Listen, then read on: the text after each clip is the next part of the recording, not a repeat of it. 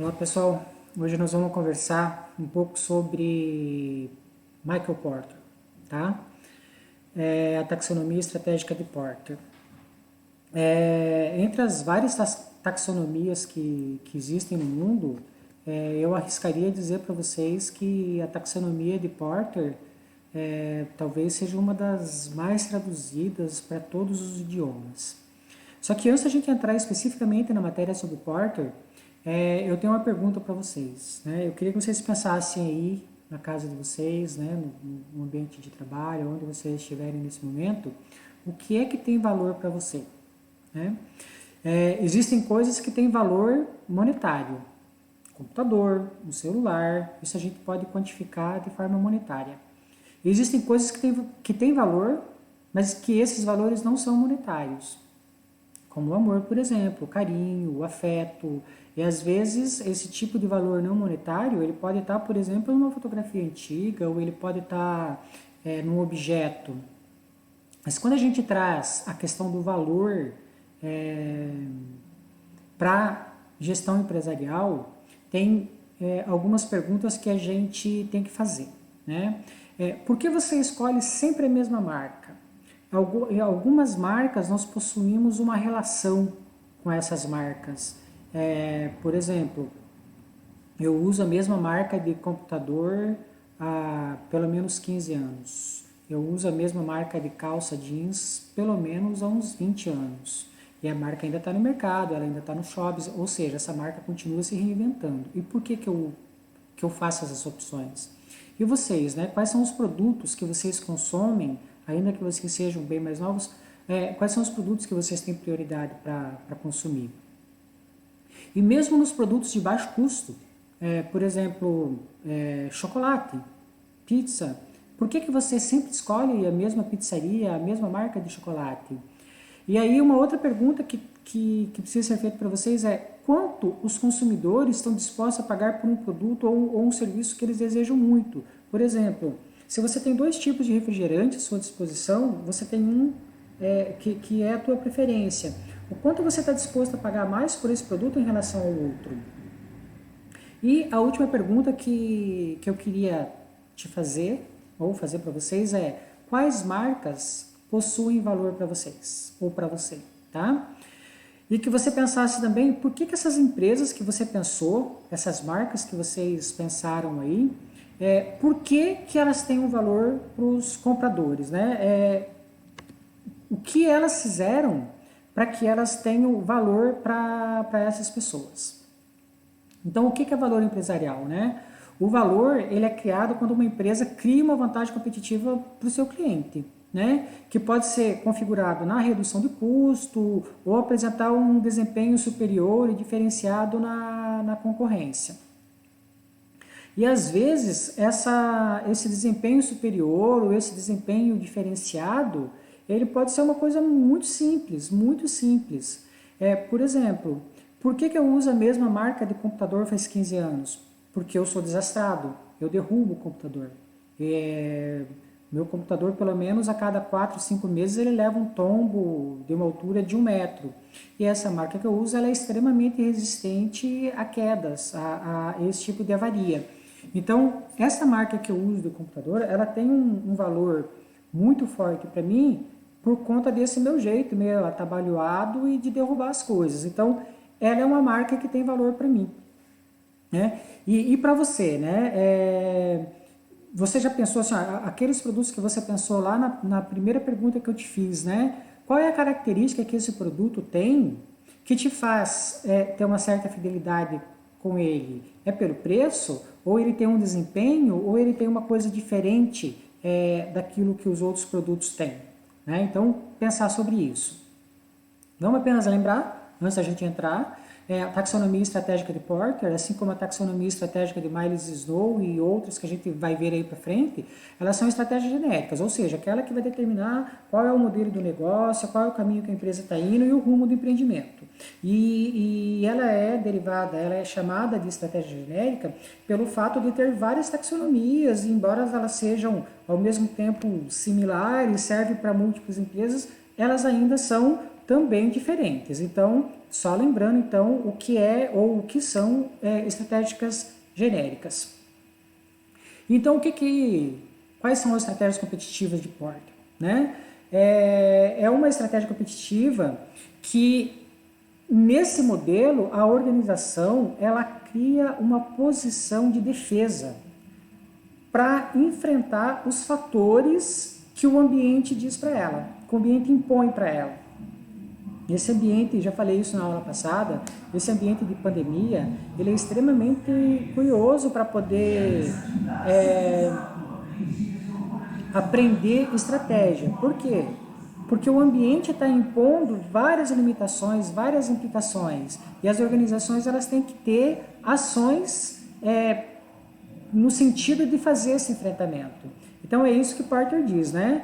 Que as organizações ela têm que criar estratégias competitivas para ter uma posição defensável para ficar à frente da concorrência.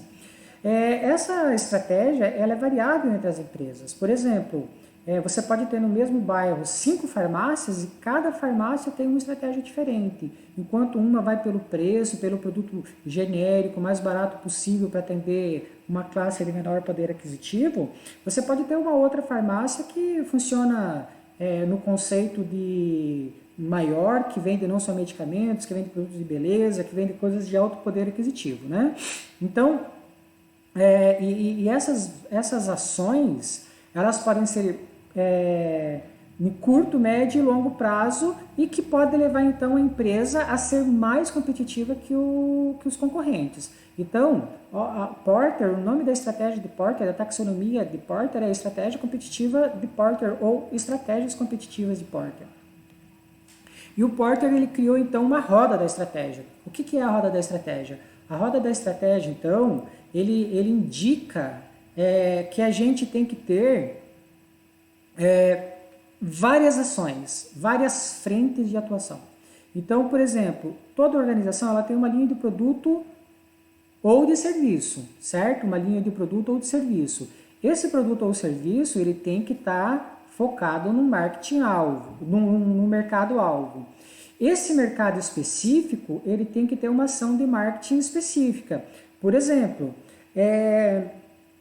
tem um determinado setor no Brasil que durante décadas ele teve um problema do marketing ser insuficiente, e aí a Associação Brasileira de Produção ela teve que trocar a empresa de marketing. O que aconteceu? Eles contrataram um pessoal de marketing extremamente capaz, extremamente competente, uma das melhores agências de marketing do Brasil, só que essa agência ela não teve uma percepção que nem todos os consumidores eles tinham o mesmo padrão cultural e educativo. Então eles fizeram um processo para ampliar a margem de consumo, mas eles esqueceram do público, do consumidor de baixa escolaridade.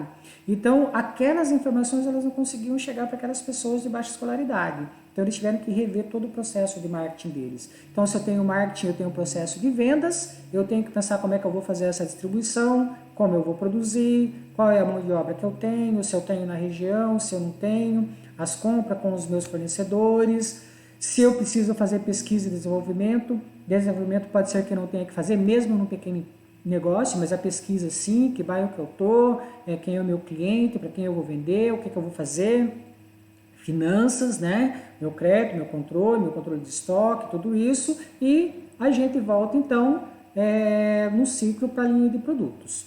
E aqui no meio tem o que? Os objetivos. Pessoal, observem que a gente inverteu o nosso processo de estratégia, então vocês viram objetivos, cenário interno, cenário externo e vários outros itens desses que vocês estão vendo aqui, vocês já viram com o Sandro Deretti, vocês já viram com a professora Jorge, eu não me lembro quem que deu o RH para vocês estão vendo com a professora Mônica. Então, a estratégia, ela faz essa ponte entre todas as disciplinas. A estratégia, ela é a grande área da administração que promove o diálogo do marketing com o RH, do RH com produção, do produção com finanças e com os outros aspectos da área de administração da empresa, então, tá ok?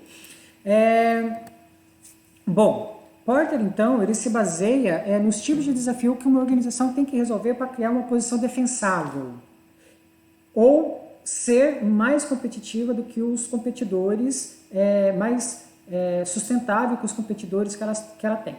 Então, Porter, ele analisou e depois de entrevistar mais de 1.000 gestores, mais de 1.000 gestores no mercado extremamente competitivo, ele criou 5 forças competitivas, que é a rivalidade, a gente vai ver cada uma delas, né? Rivalidade entre os concorrentes, fornecedores, compradores, produtos substitutos, poder de negociação dos clientes e tudo mais. E ele propõe 3 tipologias estratégicas aos gestores para que esses gestores consigam lidar então com essas 5 forças competitivas, tá? Então, basicamente, é isso que o Porter fez. Então, quais são as 5 forças competitivas de Michael Porter? Primeiro, poder de barganha dos fornecedores. Se eu estou no mercado, eu tenho que comprar de alguém. Quem são os meus fornecedores? O que isso representa? Nós vamos ver cada um desses casos aí também. A gente tem também a questão da ameaça dos produtos substitutos, o poder de barganha do cliente, a ameaça de novos entrantes e quando eu estou num ambiente competitivo, eu tenho concorrente. O que eu posso? Observem que aqui nós temos uma setinha que vai e que vem. Então, a partir do momento que eu tenho concorrentes, eu posso ameaçar meus concorrentes pela minha competitividade e eu posso ser ameaçado pelos meus concorrentes pela competitividade deles. Então, é uma via de mão dupla que o gestor tem que estar antenado aí. Então, o primeiro item que a gente vai ver aqui é o poder de barganha dos fornecedores, tá? Porter, como ele é muito traduzido, ele é publicado no Brasil por editoras diferentes. Então, tem uma editora que traz o termo como poder de barganha dos fornecedores e tem uma outra editora que traz poder de negociação dos fornecedores. Mesma coisa, dependendo da editora, vocês podem encontrar um ou encontrar o outro. E uma outra questão sobre Porter, antes da gente começar a falar sobre as 5 forças competitivas, no passado, foi visto que Porter era um escritor para gigantes corporações, que a teoria dele só se adaptava a grandes indústrias. Tanto é que a maior obra dele é a teoria competitiva para as indústrias. Mas na última... E aí a comunidade científica, a comunidade técnica, ela dizia assim, que para pequenos empreendimentos, todos as tipologias, independente do tipo de microempreendimento, ela seria de uma única tipologia estratégica, que é a tipologia de enfoque, que nós vamos ver mais para frente um pouquinho. Mas na última década tem surgido vários estudos, vários testes, várias publicações mostrando que a taxonomia estratégica de Porter, ela pode, com pequenos ajustes, ser aplicado também a pequenos empreendedores, tá? Embora muita gente prefira para pequenos empreendedores a taxonomia de Miles Snow, há um crescente uso da taxonomia de Porter para pequenos empreendedores também. Mas voltando então ao poder de barganha dos fornecedores, algumas perguntas que devem ser respondidas são as seguintes. Primeiro, qual é o custo de mudança do fornecedor? Olha só, eu estou num ambiente de comércio, eu estou num ambiente de produção, eu estou num ambiente empresarial e eu tenho uma das forças competitivas que pode colocar em risco o meu negócio ou pode colocar em risco a minha vantagem competitiva são os meus fornecedores. E aí eu tenho que analisar o nível que essa ameaça me representa. Então, qual é o custo que eu tenho para a mudança de um fornecedor? Né? Se eu mudar de fornecedor, eu perco em preço, eu perco em prazo de entrega, em capacidade de entrega, que tipo de impacto que eu tenho. Então, quando eu vou analisar os meus fornecedores e o impacto que eles têm sobre o meu negócio e quem está vindo de fora, eu tenho que analisar sobre isso. A outra pergunta que eu tenho que fazer sobre essa força é qual a importância do meu volume de compra para o fornecedor.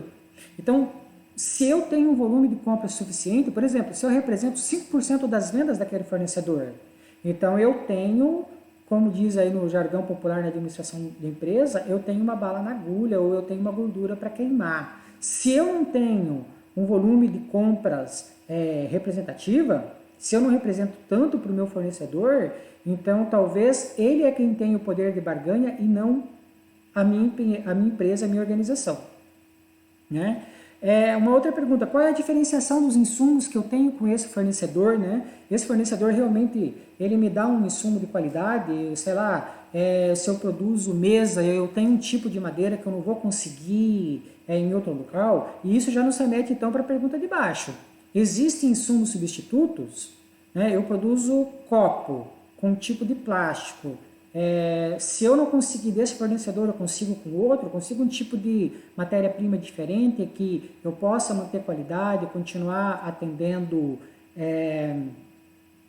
os meus clientes.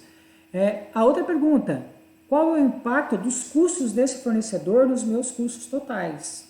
Porque, às vezes, se eu troco de fornecedor, eu posso reduzir meu custo e eu posso ter uma margem de lucro maior ou eu posso reduzir preço para o meu cliente e me tornar mais competitivo. Esse impacto do custo total, ele acontece de forma mais facilitada quando eu tenho uma concentração do fornecedor, né, que é a última pergunta que a gente tem que fazer. Qual é a concentração do fornecedor? Por exemplo, se eu tenho uma indústria que comercializa hambúrguer de siri, por exemplo, onde que está o meu fornecedor, a maior concentração do fornecedor? Ela está em Paranaguá e Guaratuba. Agora, se eu tenho uma indústria dessa e eu estou lá em Curitiba, quantos fornecedores eu vou ter? Provavelmente um ou dois, enquanto aqui no litoral eu vou ter 15 ou 20. Então, esse é um caso clássico. Então, se eu estou em Curitiba e eu estou trabalhando com pescado, eu tenho 2, talvez 3 fornecedores. Eu tenho uma dificuldade de substituir, de barganhar com os meus fornecedores. Agora, se eu estou no litoral, onde eu tenho 15, 20, 30 fornecedores do mesmo produto, então a minha capacidade de negociação, o meu poder de barganha com o meu fornecedor, ele é muito maior. Né? Então, essa é a primeira parte do poder de barganha dos fornecedores. A segunda força competitiva que Porter fala é a ameaça de novos entrantes. Em algumas literaturas vocês vão encontrar a ameaça de novos concorrentes. Eu particularmente gosto mais da ameaça de novos concorrentes. Então, quando você vai avaliar o novo concorrente, você tem que pensar o seguinte, qual que é a identidade do cliente com a marca? Com a tua marca, com o teu produto e com a marca ou a fidelidade que ele possa ter ou que ele já tem com a marca desse novo entrante. Isso é uma pergunta importante, porque tirando uma segmentação do mercado, a natureza do cliente é infiel. Observe o que eu vou dizer novamente. Tirando segmentações de mercado, a natureza do cliente é infiel. O cliente ele vai aonde ele tem o melhor preço, onde ele entende que ele tem o melhor produto, que ele tem a melhor qualidade, que ele tem o melhor atendimento. Então, o cliente ele tem uma fidelidade até um limite. A partir do momento que ele não é atendido de forma satisfatória, a identidade dele com a marca pode mudar. Né? Então, qual é o acesso desse novo entrante à distribuição? Ele vai ter um modelo de distribuição melhor do que o meu, ele vai chegar no cliente mais fácil que o meu, ele tem uma parceria melhor do que a minha, ele consegue um atendimento melhor. Qual é a diferenciação do produto desse novo entrante? Ele tem algo diferente do que eu tenho? Ele oferta algo a mais do que o meu produto? E a curva de experiência dele? Né? Ele é mais experiente, ele tem uma menor taxa de peças defeituosas, ele tem um maior acesso, um maior acerto de montagem. Que tipo de curva de experiência que esse novo entrante tem? Qual é o nível de acesso que ele tem aos insumos? É o mesmo que a minha organização? A minha organização é maior? A minha organização é melhor? A economia de escala que ele produz, que esse novo entrante produz ou que ele vai produzir?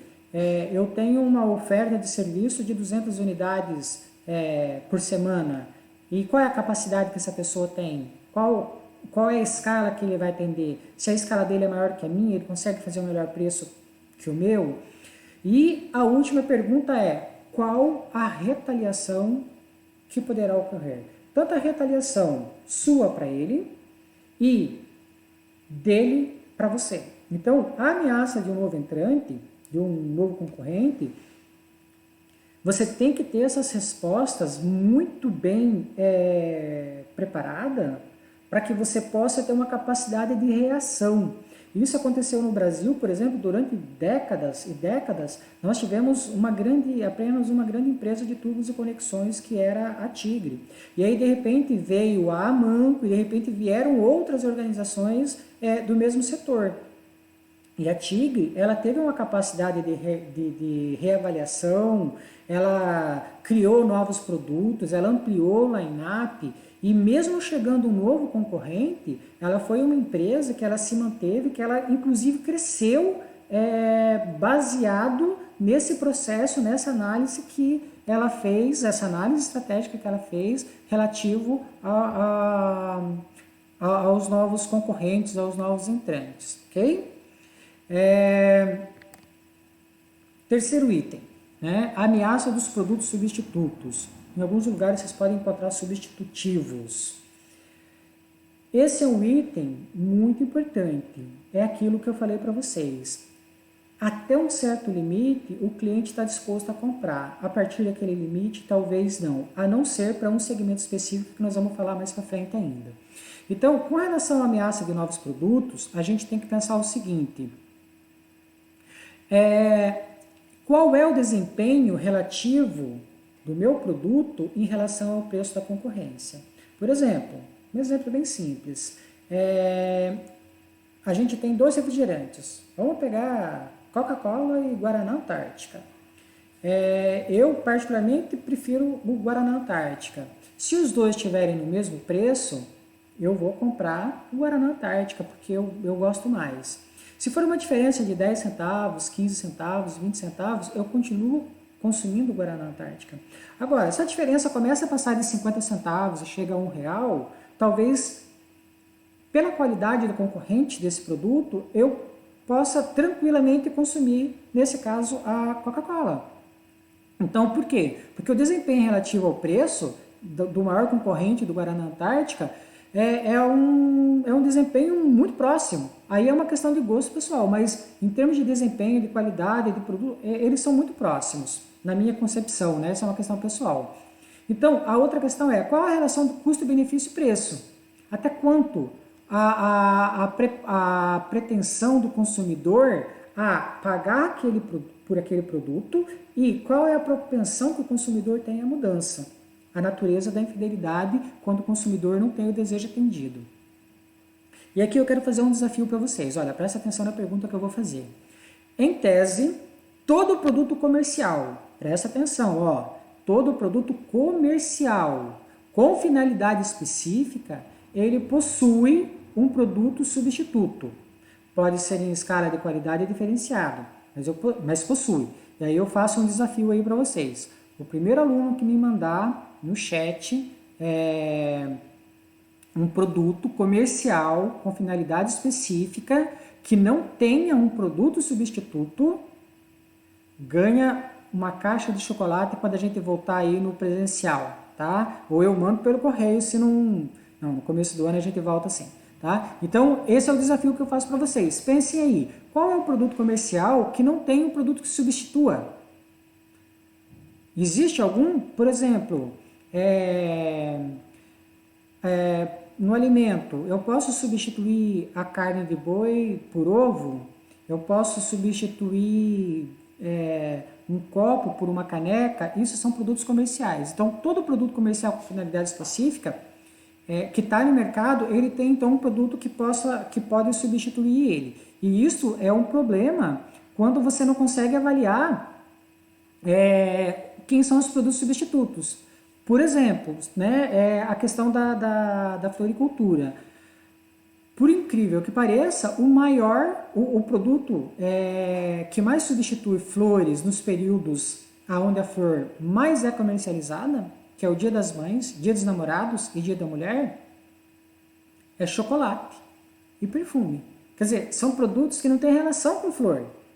Mas nessas 3 datas, se o cliente não consegue encontrar a flor que ele deseja, então ele troca a flor por chocolate. Quando a mulher não gosta de flor, né, não gosta de chocolate ou não come chocolate por questões pessoais, então ele vai pro perfume. Então, olha só, que às vezes o produto substituto, ele pode ser uma coisa que não está em área similar àquilo que se pensa. Então, eu queria que vocês fizessem esse desafio valendo o chocolate aí. O terceiro, não, o quarto, né? A quarta força competitiva de Porter é o poder de barganha dos clientes. Algumas literaturas trazem como poder de negociação dos clientes. Nós estamos num período no mundo que está crescendo o tal do cancelamento na internet, né? E isso na gestão de empresa é uma coisa, é um risco. Por que é um risco? Porque uma organização que de repente não tem um comportamento socialmente aceitável, ambientalmente correto, ou né, não pratica fair trade, que é o comércio justo, que não pensa nos conceitos de sustentabilidade, ou que tem um procedimento inverso a isso, que não respeita a mulher, que não respeita a igualdade racial, igualdade de gênero, esse tipo de coisa, ela pode ser cancelada. E uma vez que esses cancelamentos na internet, eles têm sido muito fortes, né?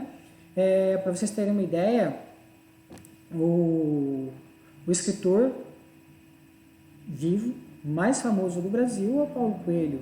E recentemente uma obra relativa ao Paulo Coelho, ela sofreu um grande cancelamento na internet por conta de uma divergência entre Paulo Coelho e Raul Seixas, que provavelmente os pais de vocês perguntam quem é Raul Seixas, eles vão explicar para vocês quem era, que aconteceu há 40 anos atrás. E essa obra ela foi cancelada na internet. Enquanto que vários livros do Paulo Coelho ou sobre ele vendiam, por exemplo, facilmente 300, 400, 500 mil unidades, esse livro, até o último dia que eu vi, ele estava com dificuldade de ser alavancado nas livrarias. Então, o poder de barganhas dos clientes no mundo de hoje é uma coisa que precisa ser respeitado e precisa ser analisado de uma forma estratégica muito forte. Então, as perguntas que tem que responder, qual é a concentração dos consumidores, né? Eu estou num ambiente de muito consumo, eu estou num ambiente de muito cliente.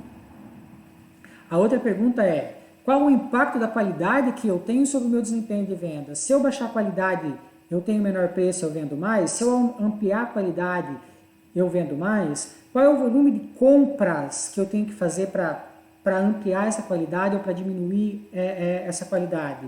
Qual é o nível de informação que o consumidor tem? É aquilo que eu estava falando para vocês, né? Não adianta você querer colocar, por exemplo, um programa, um comercial extremamente com palavras difíceis, se você vai veicular esse comercial, por exemplo, para uma classe econômica de menor poder aquisitivo. Uma outra pergunta, olha só, veja que a gente está falando várias vezes de identidade de marca. Qual é a identidade de marca? Né? Se eu aumentar o preço, o meu cliente ele vai barganhar, ele vai mudar ou ele vai ficar? Qual é a influência dos produtos substitutos? Né? A partir do momento que eu abaixo o preço, o meu cliente migra para uma outra coisa ou ele permanece consumindo? E qual que é a sensibilidade do cliente ao preço? Que é justamente isso, qual é o limite que o meu cliente vai se manter comigo, independente do preço ou uma leve mudança de qualidade. A outra questão que a gente tem que falar é a questão da rivalidade entre os concorrentes, né? Qual é a identidade da marca que o consumidor tem com a marca do meu concorrente? E comigo? Né? Eu preciso ter essa percepção para saber qual é o nível de encrenca que eu vou arrumar com relação à rivalidade com o meu concorrente, né? Como estão os níveis do meu custo fixo e do meu valor agregado lá no ponto de venda? Olha só, eu penso, não, eu vou crescer no mercado, então para isso eu tenho que desafiar os meus concorrentes. E aí eu desafio o meu concorrente e eu tenho uma resposta. Meu concorrente me dá uma resposta, ele faz uma promoção muito dura, uma promoção realmente que o consumidor pode migrar para lá. E eu tenho custo fixo, eu tenho valor agregado de produto suficiente para responder essa retaliação que vai ocorrer, que é a pergunta de baixo, né? Qual é a capacidade de retaliação que pode ocorrer? Que tipo de resposta que o meu cliente pode dar e que de contra-resposta eu posso dar? Ou se o meu concorrente começar, que tipo de resposta eu posso dar para ele, né? Uma pergunta muito importante é qual é a complexidade das informações do setor e da rivalidade? Porque às vezes você não consegue ter acesso às informações do seu concorrente. E isso é uma coisa muito importante para você pensar a partir do momento que você planeja uma expansão ou que o teu cliente, teu concorrente vem para a tua região. Uma pergunta importante é qual é a quantidade de concorrentes. Quando tem muito concorrente, essa rivalidade ela tende a ser um pouco menor. Quando tem menos concorrentes, essa rivalidade tende a ser maior. E uma outra pergunta bem importante é qual é a tendência do setor. O que está acontecendo com o setor? Nesses tempos de pandemia, alguns setores estão crescendo e outros setores estão encolhendo. O setor de serviço está encolhendo porque as pessoas estão com medo do contágio. E alguns setores, como por exemplo o setor de delivery, de várias coisas, eles estão crescendo. Então, qual é a tendência do setor, né? O que o setor pode estar acontecendo aí nos próximos anos? Pessoal, então, a gente tem 3 tipologias estratégicas para anular essas forças competitivas. 5 forças competitivas e 3 tipologias estratégicas. As tipologias estratégicas, então, antes só, esse slide não é meu, é do professor Elcio Gaglione, que é um professor de planejamento estratégico, mas eu achei muito bacana aqui, então eu estou usando. Então, pessoal, são 3 tipos de liderança que a gente vai ver, mas a primeira coisa que eu queria mostrar para vocês é assim, ó, a liderança em custo, ela tem um custo alto e uma margem pequena e se ganha na grande quantidade, ou seja, no número de peças vendidas. A diferenciação, eu tenho um custo alto e uma margem bem maior do que a margem da liderança em custo. E na estratégia de foco, eu tenho um custo altíssimo e uma margem altíssima. No entanto, eu vou vender uma quantidade de peças menor do que nos outros dois. Como é que isso acontece? Vamos ver então como é que isso acontece. Bom, liderança em custo. O que é a liderança em custo? Essa tipologia estratégica, liderança do custo total e algumas obras chamam de liderança em custo. Então, a organização, independente do tamanho, ela pensa numa série de políticas de gestão orientadas para a redução de custo. Essa redução de custo, ela dá para essa organização, para essa empresa, seja pequena, média ou grande, uma capacidade de reação. Então, ela centra no custo, ela reduz o custo, ela faz um máximo esforço para ter controle absurdo e absoluto sobre o custo, e se vem um novo concorrente, ela pode trabalhar com esse custo que ela tem para menos, para mais, e aí ela pode desafiar o concorrente.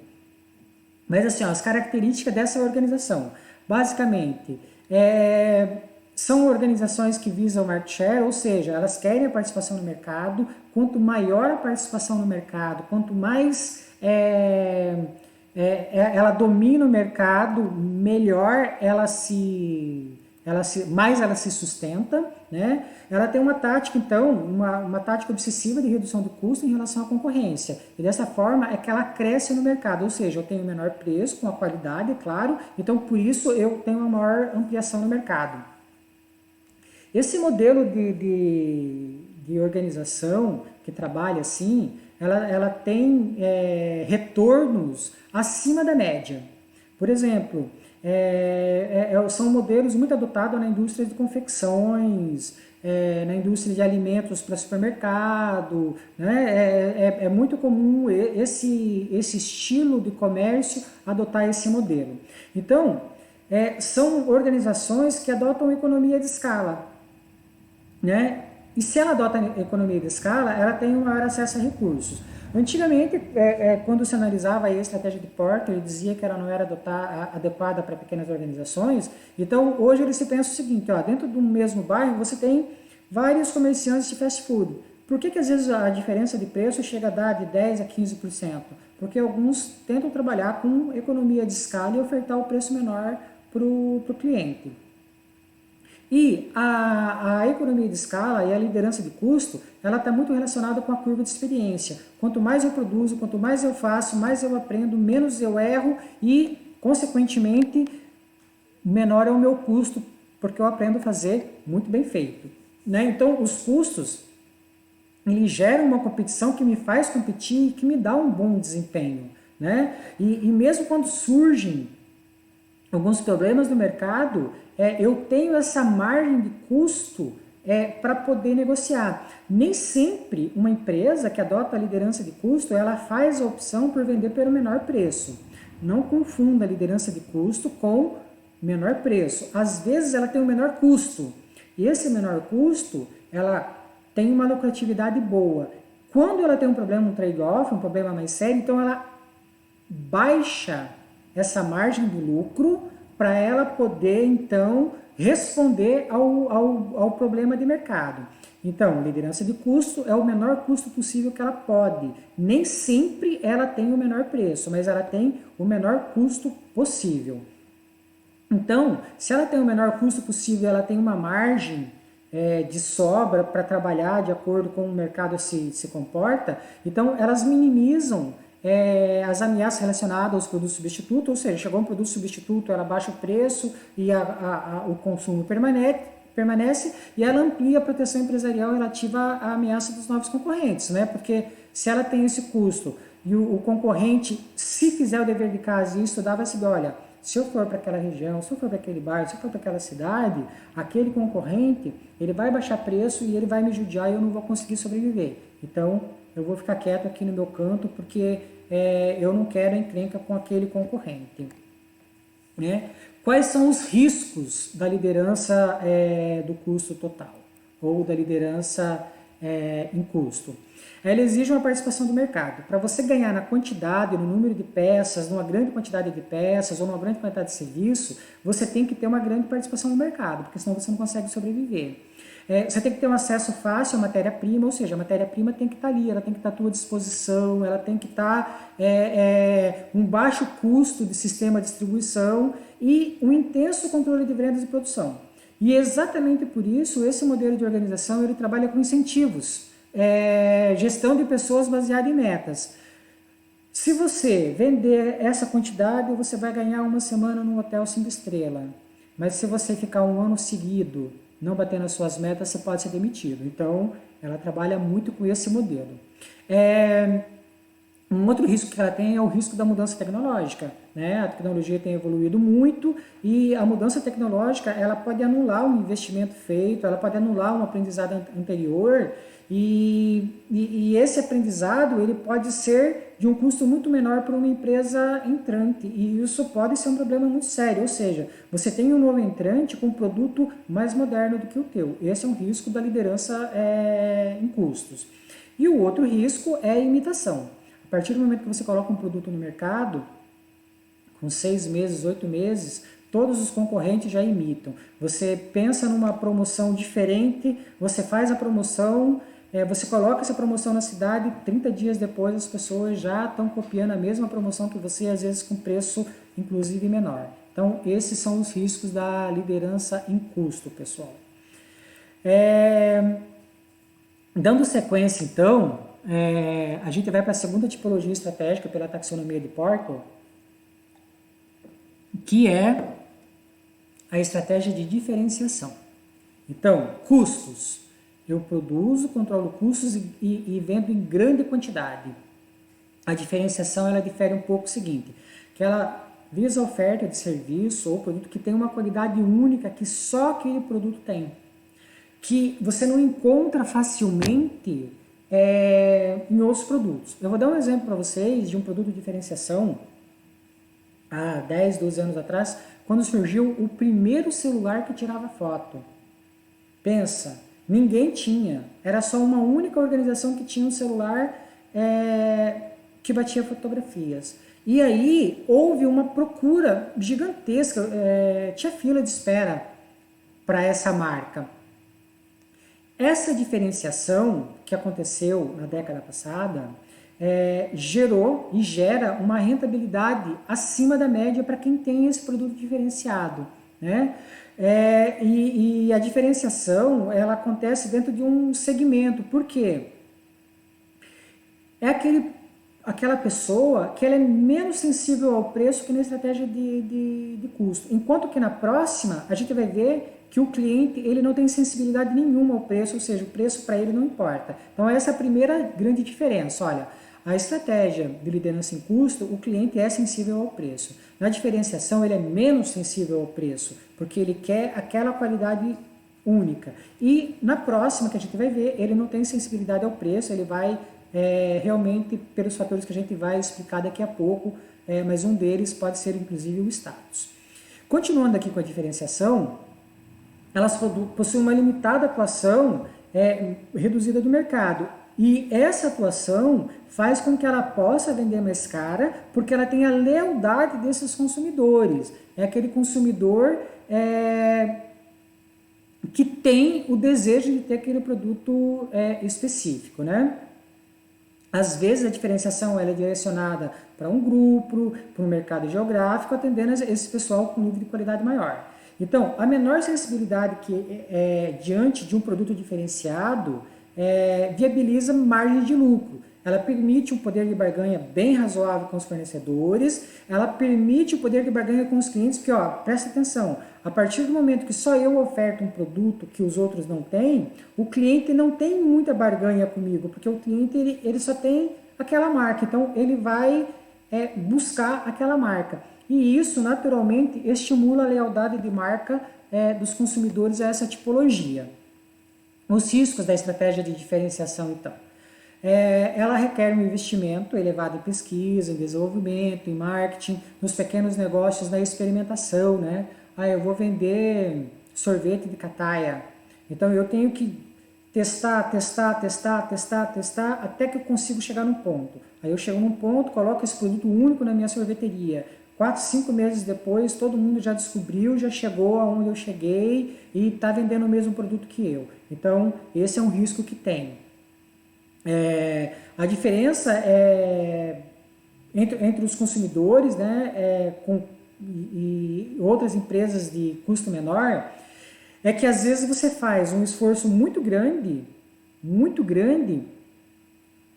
para conseguir essa diferenciação, para conseguir a lealdade de marca, e essa imitação que vem dos outros, às vezes eles conseguem ter num espaço curto de tempo, inclusive o menor preço, e isso pode ter uma migração, a imitação, vamos dizer assim, ela reduz a diferenciação percebida, e ao longo dos tempos, o consumidor ele não consegue perceber o teu produto como sendo um produto diferente. Então, a estratégia de diferenciação, ela precisa estar sempre colocando um produto em evidência, um produto que ressalta aos olhos do cliente, para que o cliente possa entender como sendo um produto diferenciado. Bom, a terceira tipologia estratégica que Porter tem para combater, né, as forças competitivas é a estratégia de enfoque, que também é estratégia de foco, que é o foco no cliente e o foco no nicho de mercado. Então, a estratégia é aquela que busca um mercado muito restrito, um mercado único, sob a lógica assim, da eficiência, eficácia e totalmente centrada no desejo do cliente. O cliente que é direcionado para a estratégia, ele não tem problema de poder aquisitivo, ou seja, grana não é um problema para esse tipo de cliente. Sempre tem a lealdade de marca, né? E esse modelo, ele proporciona, então, ganhos acima da média. Então, a estratégia de enfoque é aquele consumidor, por exemplo, que ele vai consumir, um exemplo, né, uma calça de marca. Ele tem no mesmo shopping uma calça que custa 70, 80, 100 reais, mas pela questão de status, pela questão da qualidade, pela questão da identidade de marca, ele paga, por exemplo, 300 reais numa calça da Coach, porque ele quer isso e ele não tem esse problema de dinheiro. É aquele cliente que ele pode pagar, por exemplo, 30 reais num vinho fino brasileiro, ele pode pagar 120 reais no vinho fino chileno, mas ele quer pagar $1.200 num vinho fino francês. Ou seja, dinheiro para ele não é problema, então ele quer uma qualidade, ele quer um status, ele quer um nível maior sobre a análise dele. Quais são os riscos, né? apesar dessa tipologia estratégica dar um lucro muito grande por unidade, o custo para atender esse público-alvo é diferencial, ele também é muito, muito elevado, porque você tem que chegar a esse público-alvo, você tem que seduzir esse público-alvo. E as diferenças, às vezes, entre o público-alvo e o estratégico, eles podem se reduzir. Por exemplo, o mercado de vinhos finos, né? Hoje a gente tem aí pelo menos umas 50 marcas de vinhos finos. E se aparecer mais 10, esse mercado ele vai se reduzindo, as pessoas elas vão criando novos gostos, elas vão para outros produtos de marca, outros produtos de enfoque. Então, pode acontecer também nessa estratégia, nessa tipologia estratégica, a segmentação excessiva. Então, a segmentação excessiva, ela tira o foco da estratégia e ela reduz muito o potencial comercial de uma organização que adota esse tipo de estratégia, tá? Algumas coisas a gente tem que deixar claro no combate às 5 forças competitivas que Porter falou em relação às 3 tipologias estratégicas. Bom, primeiramente, não é impossível uma adoção simultânea das 3 estratégias, de custo, diferenciação e de enfoque. Uma das raras indústrias que consegue fazer isso muito bem são as indústrias de automóveis, né? Ao mesmo tempo que elas têm um carro popular, elas têm um carro intermediário com características únicas, direcionadas para a família e tal, e elas têm o carro versão luxo, que custa lá 200, 300, 400 mil reais e que é ofertado ao público. Mas assim, são raras as organizações e os modelos de negócios que conseguem fazer a adoção simultânea das 3 tipologias estratégicas. A maioria dos estudos que a gente vê no mundo e as experiências práticas mostram que o meio termo, ou seja, eu adoto parte de uma estratégia, parte da outra, geram baixa rentabilidade, baixa competitividade e muita vulnerabilidade ao ataque, então, da concorrência. Eu fico numa situação de risco. Né? E a outra questão é assim, as empresas simbióticas, as empresas que adotam um pouco de cada uma das 3 tipologias estratégicas, ela tem um problema de cultura organizacional. Ela não sabe para onde ela vai, ela não sabe quais são os objetivos, ela não sabe quais são os valores, ela não sabe qual é o público. E esse conflito de saber para onde vai, como vai e que jeito vai, ela pode gerar vários problemas na sequência da estruturação, do uso da estratégia genérica, tá? E como é o comportamento de acordo com cada tipologia estratégica em relação à força competitiva. Então lembra que nós temos 5 forças competitivas e 3 tipologias estratégicas. No mesmo problema, elas têm capacidade de reações diferentes. Por exemplo, como é que acontece então a interação entre as forças e tipologias? Então, por exemplo, a força competitiva, uma ameaça de um novo concorrente. A liderança de custo, como é que ela reage? Ela reduz preço em retaliação e essa é a vantagem competitiva dela. A estratégia de diferenciação, ela usa a lealdade do consumidor e faz todo um trabalho de marketing direcionado para o consumidor se manter, né, no comércio com ela, e isso desestimula que o novo concorrente venha. E a estratégia de enfoque, ela aperfeiçoa as competências essenciais, os processos de sedução do cliente de alto custo, e isso faz com que ela se mantenha competitiva. Quando eu falo de ameaça de produtos substitutos, a liderança em custo faz o quê? Baixa o custo, reduz a influência do substituto. A estratégia de diferenciação faz o quê? Ela novamente reforça a lealdade de marca. E o enfoque, ele produz produtos cada vez mais especializados que os produtos substitutos não conseguem dar a mesma característica que ele tem. E aí ele consegue se defender, então, dessa força competitiva. O poder de negociação dos consumidores, né? A liderança em custo, como ela tem mais flexibilidade do custo, ela tem um poder de barganha porque ela compra em escala. Então, tradicionalmente, ela tem um poder, eu compro em escala, então eu sou importante para aquele para aquele fornecedor. Então ela tem uma maior flexibilidade. A estratégia de diferenciação, ela é menos sensível ao repasse do preço do fornecedor para o consumidor. Lembra que essa estratégia, o consumidor quer o produto com uma característica diferenciada, então ela já não sofre tanto. Então esse é o mecanismo de defesa dela em relação a essa força competitiva. O enfoque, a estratégia de enfoque. Como o consumidor tem muito dinheiro, ele pouco o produtor, o prestador de serviço dessa estratégia não tem maiores problemas de negociar com fornecedores. Na questão do consumidor, a estratégia de liderança em custo, novamente ela trabalha com a questão de preço, porque é o que ela faz de melhor. A diferenciação, como existem poucas alternativas, ela também consegue se sobrepor, vamos dizer assim. O consumidor tem um menor poder de barganha na estratégia de diferenciação. E na estratégia de enfoque, o consumidor muitas vezes ele busca o produto até por status. Então, não é isso que pode afetar essa tipologia estratégica. Na rivalidade entre os concorrentes, a estratégia de liderança em custo, preço, ela vai baixando o preço a um limite, às vezes num limite mínimo, para que o concorrente desista de vir ou tenha muita dificuldade e precise se retirar. Na diferenciação, ela fortemente ela trabalha com a questão da fidelidade de marca.